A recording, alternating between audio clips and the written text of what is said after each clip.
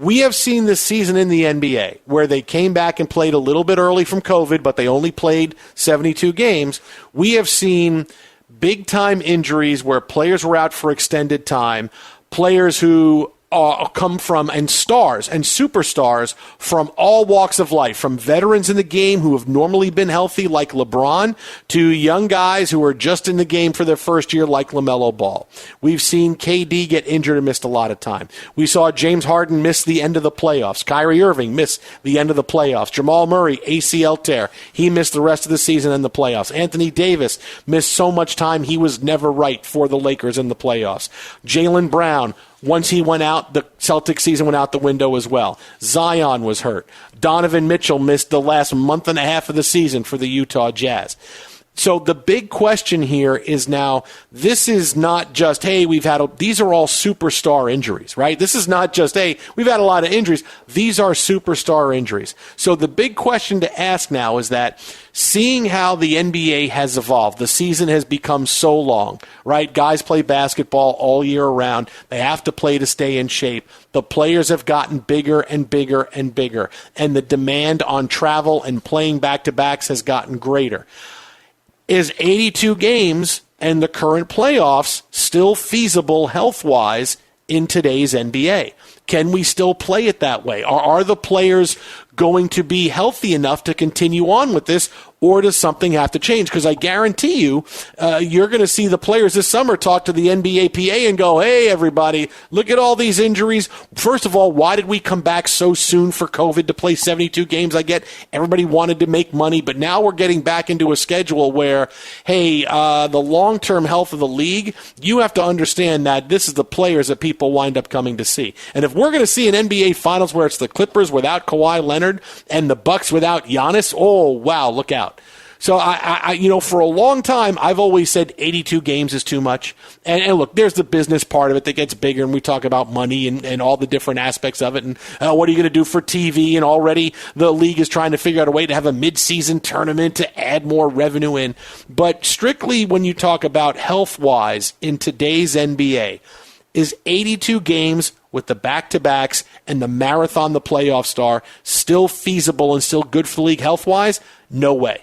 There's no way you can say the league and players are going to stay as healthy and they're going to have as long careers if we continue with this model, because the stress of up and down the floor, every other night, sometimes 3 nights out of 4, you're going to get injuries like this. And it's not all the time that, because this guy is so tired, he wound up stepping where he's not supposed to. But when you play this much, it's going to happen. And when you ask players to play so much back-to-back, you're going to get more freak injuries. You're going to get more bodies banging because the game is more physical. And the players are bigger than they've ever been. And guys are going to come down awkwardly, in the middle and step on somebody's foot. I just don't see that health-wise. 82 games playoffs, the way they have it right now, is still going to be good for the players in the league going forward. Well, you mentioned more bodies banging. It's like, isn't that what we hear the exact opposite on a game-to-game basis of how we don't have that, and it's more free-flowing with all the three-point shooting. Now, we have those incidents, as you speak of guys, the whole landing on someone's foot, which is a number of these players or referees getting in the mix a couple of times where we've had some disasters. But the shooting motion and impeding the shooter's ability to get down, as well as the leg kick and the other tactics by shooters to make sure they get to the foul line if they and maybe the possibility of the glorious 4-point play that gets mixed in. I mean, that's one part of the game that they're already going to look at for the offseason. Travel. Yeah, there's travel, but they're pampered. I mean, they're on chartered jets and taking care of 14 back-to-back games in the current schedule, I believe is what was agreed upon between the players and the league. And going through the list of players that you gave, Jason, I mean, I guess I'm not a physiologist, so I can't speak to it 100%, and maybe some of these injuries are more severe because of the wear and tear, the potential for damage. But what happened to Giannis tonight is a fluke. What happened to Trae Young is a fluke. It's unfortunate, right? You're two big-name guys in a conference final series, but they're fluky. LeBron they swept the leg on him. So that you got that. There were questions. I mean, James Harden, there were the jokes of whether he was wearing a fat suit when he was running around with Houston when he showed up in Brooklyn. And all of a sudden it was the slimming black uniform or whatever the case was. Either way, nobody ever claimed that he was coming in healthy, so we move him to that category. AD, same thing, might have come in injured, and then you start favoring and cause yourself more harm. Also, when the groin injury was announced, what did everybody say? Well, not in the best of shape. You got to be in better shape to avoid that. So add that. Zion's a broken finger. I mean, a lot of them are fluky, unfortunate things that. But they're all happening. No, but the thing is, they're all happening now. That's fine, but now we're going to put them in bubble wrap and not play, and they're all going to give up hundreds of millions of dollars on the off chance that something fluky is going to happen to them. But let me just say, it's you know what? You can't get within 6 feet. Are we going to take the 6 feet thing that we had this last year and put it to the NBA? Hey, you can't go near this guy. The Knicks would win so many games. Oh, I have open shots. Oh, we can make those. No, but you talk about how.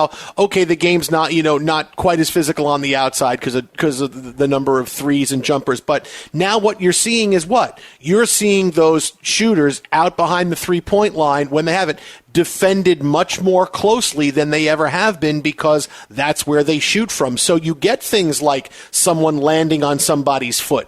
It's going to happen that way because before those plays weren't defended. Well, the guy's really going to make all those threes? No, but now this is what you do, right? It's a three or a dunk, right? That's it. A three, a dunk, or a layup. We're on the two outcome for National Basketball Association, like the three outcome for Major League Baseball. What is this? Name that tune? Because you're seeing that these players now on the outside be defended more that way. And so it's you say, all right, well, they're shooting for that. Yeah, but they're being defended closer. So when they come down, the propensity of that happening is a little bit greater. And so I don't see a way forward where 82 games playing the way they are, you're going to see health for the players. You're not. I mean, is it going to be every year like this? Well, I hope not. I hope we see a little bit more health, and hopefully a little bit of it as well. We came back really fast off of COVID, and maybe a couple of players weren't healthy coming in like they should have been. Maybe LeBron and AD, but the other guys, they all had time off. They all wound up getting hurt. So I hope so. But the overall of all the sports where you can say in what sport have the players really started to outgrow the schedule, it's in the NBA. And I can give you NHL a little bit too, but the NHL changing the schedule the way they did to make it all close and the travel's a little bit less, and maybe they continue with that next year.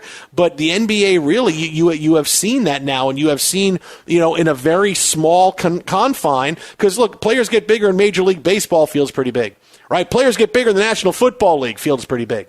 All right, players get bigger in the National Hockey League. Okay, but the the NBA, the players get big. It's not that big a court, and there's not as much room to get around as there used to be, especially when you're defending out to the 3-point line and greater now. I don't see that way forward for health of the players if it's going to be an 82-game schedule and playing back-to-backs and having the long playoffs the way they are. Now, the solution of the TV and money and revenue and salaries, I mean, that's separate. This is just, hey, for the health of the players, do we think this is going to get better over 82 games? I don't see it. I see injuries like this happening a lot, and they're going to continue to happen, and you're going to see guys get hurt, and they're going to miss. And these injuries are now 15-game injuries at least. There's no, hey, I stepped on somebody's foot, and now this happens. I'm going to miss a couple games. I'm back in a week. No, this is like you're out for a month and a half.